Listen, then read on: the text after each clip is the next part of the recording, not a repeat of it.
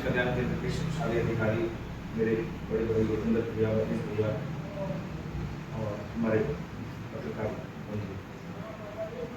तो विषय ये है कि हम लोग समाज के सारे तबके को समान रूप से जोड़ते नहीं हैं।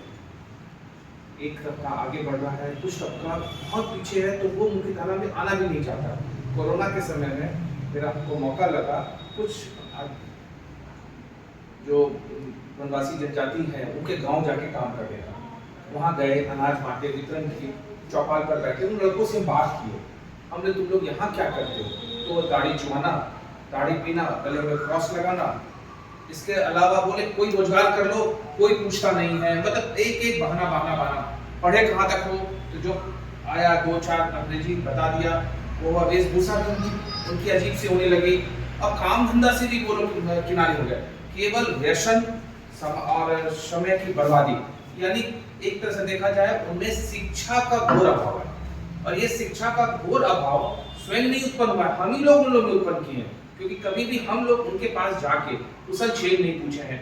क्योंकि बांका जिले में 6 प्रखंड ऐसे हैं जो मूल रूप से वनवासी जनजाति की हैं और जंगल है। और जंगल में इतनी औषधियां हैं, इतनी लकड़ी है, जिनके पास जंगल है उससे प्रबुद्ध और क्या हो सकता है।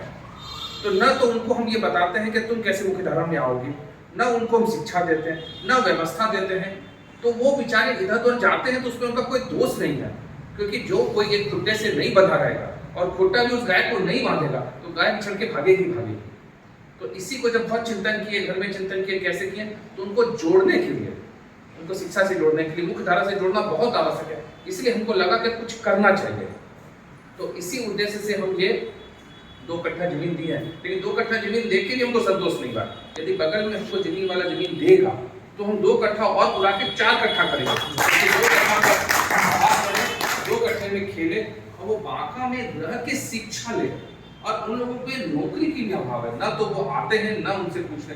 दूसरे वो लोग ईमानदार हैं, सच्चे हैं, यहाँ की मूल जनजाति है। जो कि हम पूछते हैं, अब जैसे जितने भी लोग यहाँ बैठे हैं उनसे अगर एक एक करके पूछा जाए तो सबके पूर्वज 100-150 साल पहले से आए। तो हम पूछते यहाँ था कौन, तो पता चलता है यहाँ तो केवल मूल जनजाति वही थी। हम आए, कब्जा किए, लेकिन ठीक है, परिवर्तन होता रहता है, कभी सभ्यता का उत्थान, कभी पतन होता है। लेकिन हम लोग न उनके पास जाते हैं, न पूछते हैं, न कुशल क्षेम पूछते हैं, तो वो तो बेचारा बिखरेगा ही। एक और आवश्यकता है उनको रोजगार देने की।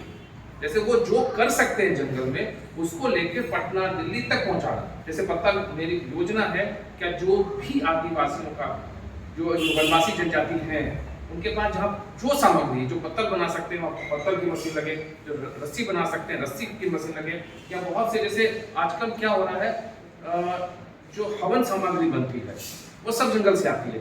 जैसे तो उनको पैकेट बना के इंटरनेट में ऑनलाइन सेल कर सकते हैं, उसके लिए वो बाजार देना। और जैसे आजकल हार्ट अटैक का बहुत खबर आती है, उसके लिए बहुत सी ऐसी औषधियाँ जो जंगल में ही मिलती है, शहरों में बहुत दाम में मिलती है। तो हम आप लोग से अनुरोध करेंगे कि एक योजना बना के उनको पैकेट करके, सामने में पैकेट करा के, सहकारिता समूह चला के उनको रोजगार देके मूल भाव में लाना होगा। अब एक भाई मेरा किनारे है, काम नहीं कर रहा, करना चाहता तो उसको लाना होगा। यही उद्देश्य मेरा है, इसी पे हम काम कर रहे हैं। बस